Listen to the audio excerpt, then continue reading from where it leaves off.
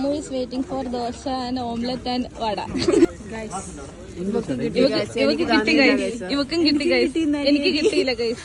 എനിക്ക് തന്നില്ല ഗൈസ്. എനിക്കും കിട്ടിയില്ല ഗൈസ്.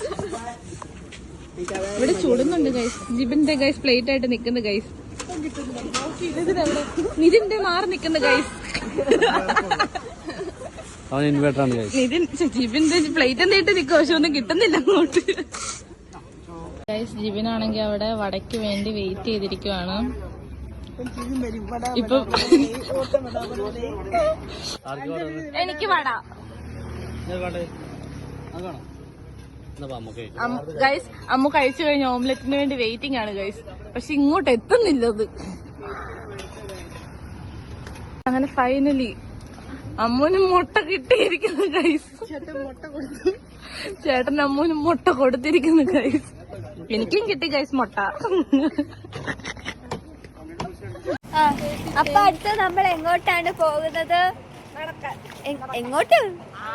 മുന്നോട്ട് നടക്കുക. ഇതാണ് ഗൈസ് നമ്മുടെ റൂം. നടു റോഡാണ് ഞങ്ങളുടെ റൂം. ഇവിടെ ലക്ഷറി ആയിട്ട് ജീവിക്കണമെങ്കിൽ സൗത്തിലാമിക്ക് പോയേ പറ്റുള്ളൂ. അവനെ പറ്റി പറയുന്നതെല്ലാം കേട്ടോ? അങ്ങോട്ടല്ല കേട്ടോ ഞങ്ങൾ പോയത് സ്റ്റേഡിയത്തിലോട്ടാണ്. ഒരു 1 മണിയൊക്കെ ആയപ്പോൾ അവിടെ എന്തോ പ്രോഗ്രാം ഉണ്ടായിരുന്നു. പ്രോഗ്രാമൊക്കെ കഴിഞ്ഞ് കഴിഞ്ഞിട്ടാണ് ഞങ്ങൾ അവിടെ എത്തിയത്. എത്തിക്കഴിഞ്ഞ് ഞങ്ങൾ ചുമ്മാ ഒരു റൗണ്ട് അടിക്കാമെന്ന് പറഞ്ഞ് നടന്നു പോയപ്പോൾ 2 പോലീസുകാർ ഫ്രണ്ടിൽ പോകുന്നുണ്ട്. അപ്പോൾ അവർക്ക് പോസ്റ്റ് കൊടുക്കാണ്ട് ഒരു കമ്പനിക്ക് കൊടുക്കാറുണ്ട്. ആമിയും അമ്മുവും കൂടെ പോയി മിണ്ടി. അവർ തിരിച്ചും മിണ്ടി കിട്ടോ കുറച്ച് നേരം. അത് കഴിഞ്ഞിട്ട് ഞങ്ങൾ കുറച്ച് റൗണ്ട് അടിച്ച് നടന്നിങ്ങനെ വന്ന് പോകാനായിട്ട് വേണ്ടി നിന്നപ്പോഴാണ് നമ്മുടെ യൂട്യൂബറായ കപ്പിൾസായ അനന്തു അലീന ഇല്ലേ അവരെ കണ്ടത്.